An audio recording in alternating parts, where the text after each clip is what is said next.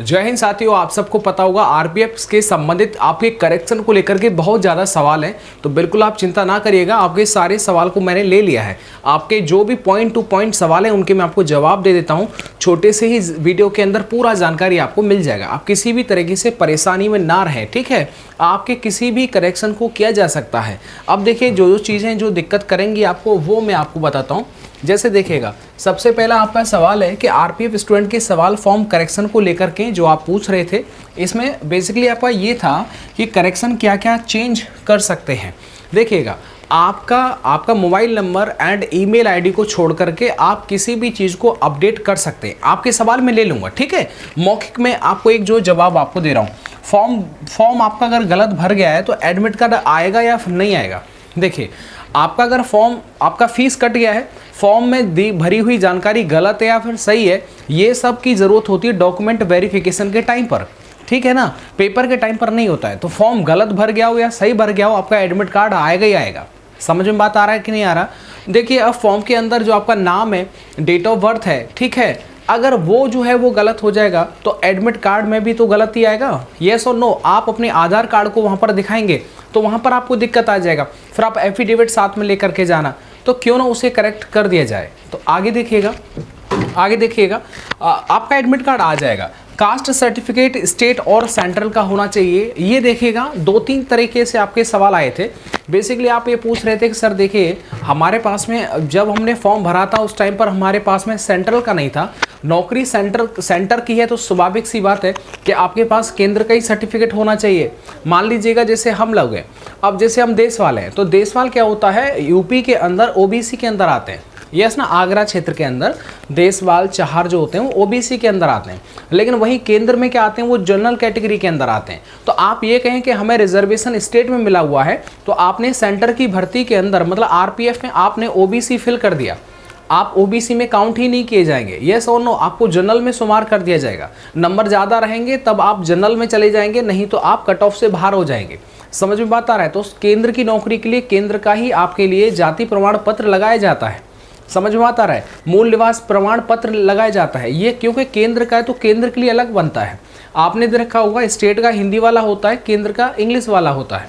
ये चीज़ें आपने देख रखी होंगी। ये थोड़ा सा एक जो है वो भेद है। कहीं कहीं आपने ये भी देख रखा होगा, हिंदी इंग्लिश दोनों में होता है, लेकिन दोनों के अलग होते हैं। ये बात आपको पता रहनी चाहिए। आगे देखिएगा, तो यहाँ पर स्टेट या सेंट्रल, तो सेंट्रल का ही लगेगा। आपने अगर फॉर्म भर दिया, स्टेट का लगा दिया, अब आप कहेंगे कि आपको 15 से 24 तारीख तक करेक्शन डेट है, तो सर क्या हम उसके दौरान चेंज कर सकते हैं? बिल्कुल आप कर सकते हैं। उसमें सिर्फ आपका जो नंबर है, ठीक है, सर्टिफिकेट नंबर है, वही तो डल रहा है। तो जब वो आप लगा देंगे, अनुक्रमांक नंबर लगा देंगे, तो कोई दिक्कत नहीं है, आप उसे करेक्शन कर सकते हैं। लेकिन याद रखें, जो भी डॉक्यूमेंट, जो भी चीज़ें आप लगा रहे हैं, आपने पेपर क्वालिफाई किया, डॉक्यूमेंट वेरिफिकेशन के टाइम पर वो सारी चीज़ें आपको ओरिजिनल फॉर्मेट में जो है प्रूफ करनी पड़ेंगी। इसलिए ऐसा मत करिएगा कि अभी कोई भी गलत भर रखा है, देखा जाएगा। एफिडेविट, हर जगह एफिडेविट भी काम नहीं करता है। आगे देखिए, डॉक्यूमेंट में स्पेलिंग एरर है, अब क्या किया जाए। देखिए, डॉक्यूमेंट के अंदर सेम ही होता ही है कि आपने फॉर्म के अंदर कुछ और है, 10th-12th की मार्कशीट के अंदर कुछ और है, आधार कार्ड के अंदर कुछ और है। तो इन सब का एक ही होता है कि करेक्शन विंडो में देख लीजिएगा। अगर ये करेक्शन हो जाता है तो कर दीजिएगा, जो भी उसका पेमेंट लगता है वो आप पे करिएगा, करेक्शन कर दीजिएगा। आपकी पढ़ाई बहुत अच्छी है, आपने सोचा यार चलो कोई नहीं देख लेंगे, भाई आपका लाइफ ख़राब हो जाएगा। इसलिए अगर आप वैसे ही जा रहे हैं, मतलब भीड़ की तरह पेपर देने जा रहे हैं, फिर तो कोई बात नहीं है। फिर तो आप ST का भी भर करके आप काम चला सकते थे। फिर आपने फीस पेमेंट क्यों किया जनरल कैटेगरी का? तो इसलिए अगर आप सीरियस हैं, पढ़ाई भी आपकी दमदारी है और ये सपना भी आरपीएफ का, तो कोई भी मिस्टेक है जो आपको समय मिल रहा है 15 से 24 मई के बीच में, वो आप उसका सदुपयोग करें और करेक्शन करें। आगे देखिएगा, तो डॉक्यूमेंट में एरर स्पेलिंग है, चेंज कर लीजिएगा, सही हो जाएगा। फिर भी अगर कुछ रह जाता है तो उसके लिए एफिडेविट लगता है। आगे देखो क्या क्या नहीं करेक्शन कर सकते हैं। मैंने आपको बोल दिया ना, मैंने आपको बता दिया कि आपका जो मोबाइल नंबर है और आपका जीमेल आईडी है, ये दोनों के दोनों चेंज नहीं हो सकते हैं। आगे देखिएगा, करेक्शन कर दिया है, फीस नहीं कटी है, रिजेक्ट हो या एक्सेप्ट हो जाएगा। मतलब ये कहना चाहते हैं कि जो 15 तारीख, मतलब 15 तारीख से जो विंडो ओपन हुआ है उसमें हमने सर जी, अगर हमारा जैसे डॉक्यूमेंट का नंबर में जो गलती था, ठीक है, हमने सेंटर का लगा दिया, डॉक्यूमेंट नंबर, सीरियल नंबर उसमें डाल दिया।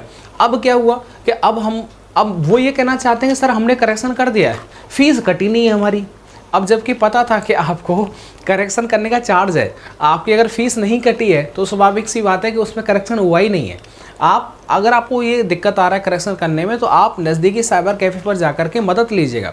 आप अपनी गलती पहले कर चुके हैं, फिर भी गलती आप रिपीट एंड रिपीट करेंगे तो भाई फिर वो सही बात नहीं है। देखिएगा, आपका जो पहले फॉर्म भरा गया था वही फॉर्म माना जाएगा, ठीक है। फीस कटने के बाद में एक्सेप्ट होगा कि जो आपने गलती किया उसका फीस दे दिया, एंड उसके बाद में आपका जो भी उसमें अपडेट किया होगा वो अपडेट हुआ, आपके पास में एक प्रिंट आउट निकलेगा। समझ में बात आ रहा है? क्योंकि जब तक वो कोई भी करेक्शन होगा नहीं, सेव नहीं होगा, डॉक्यूमेंट सबमिट नहीं होगा, आपका प्रिंट आउट निकलेगा ही नहीं। आगे देखिए, आगे देखो, करेक्शन डेट आपको पता होगा 15 मई से 24 मई के बीच में, तो ये करेक्शन वाला डेट है। मैं आपके कुछ सवाल ले लेता हूँ जल्दी से, वो मैं आपके सामने रख देता हूँ। आपके देखिएगा सवाल एक है अजय ने एक सवाल पूछा है, सर आरपीएफ एसआई में फॉर्म भरते समय यूनिवर्सिटी के नेम में गलती हो गया है, तो इसमें क्या करेक्शन कर सकते हैं? ठीक है, स्पेलिंग आप बिल्कुल चेंज कर सकते हैं। आगे इन्होंने पूछा है, मैंने फॉर्म भरते समय सेंटर का कास्ट सर्टिफिकेट 2022 का बना हुआ अपलोड कर दिया था, ऐसी कैटेगरी से हूँ, कोई दिक्कत तो नहीं होगा? आगे देखिएगा, सर मेरा एक डाउट है, मेरा ऐसी कैटेगरी से बिलोंग करता हूँ, मैंने स्टेट कास्ट सर्टिफिकेट लगा दिया है, पास सेंटर पर नहीं था, आज सेंट्रल का सर्टिफिकेट कास्ट सर्टिफिकेट ऑनलाइन किया है, एंड भर के आने के 4-5 दिन लगेगा, उसके बाद करेक्शन कर सकता हूँ। इसका मतलब ये कह रहा है कि सर पहले तो मैंने स्टेट का लगा दिया, फिर अपलोड कर मतलब मैंने ऑनलाइन कर दिया सेंटर के लिए, अब वो 2-3 दिन में आ जाएगा, 24 तारीख से पहले आ जाएगा, तो क्या मैं करेक्शन कर सकता हूँ? बिल्कुल आप उसे हटाइए भाई, आप जनरल में शुमार कर दिए जाएंगे, ठीक है। एडमिट कार्ड तो आएगा लेकिन जनरल में काउंट कर दिए जाएंगे। मेरा सेंटर वही बात है, सबका वही सवाल है, ठीक है। इसमें कोई भी जो है वो अलग से नहीं है, सबका सेंटर का, स्टेट का, सारी चीज़ें मैं आपको बता चुका हूँ। स्टेट का लगा देंगे, फॉर्म तो स्वीकृत हो जाएगा, लेकिन वहाँ पर आपको जनरल में काउंट कर दिया जाएगा, क्योंकि आपने स्टेट का भर करके आप चाह रहे हैं कि आपको सेंटर का बेनिफिट मिले, रिलैक्सेशन मिले, उसका लाभ आपको नहीं मिल पाएगा, ठीक है। चलिए, मिलता हूँ आपको नेक्स्ट वीडियो के साथ में। आपके अगर आरपीएफ से संबंधित कोई भी और सवाल है तो आप पूछ लीजिएगा। अपना आप ध्यान रखिए, मेरी तरफ से बेस्ट ऑफ लक। सिलेबस को देख करके उसकी आप पढ़ाई करिएगा, जो सिलेबस में आ रहा है उसको आप थोड़ा सा ध्यान से देखेंगे तो सारी चीज़ें आपको समझ में हो जाएंगी।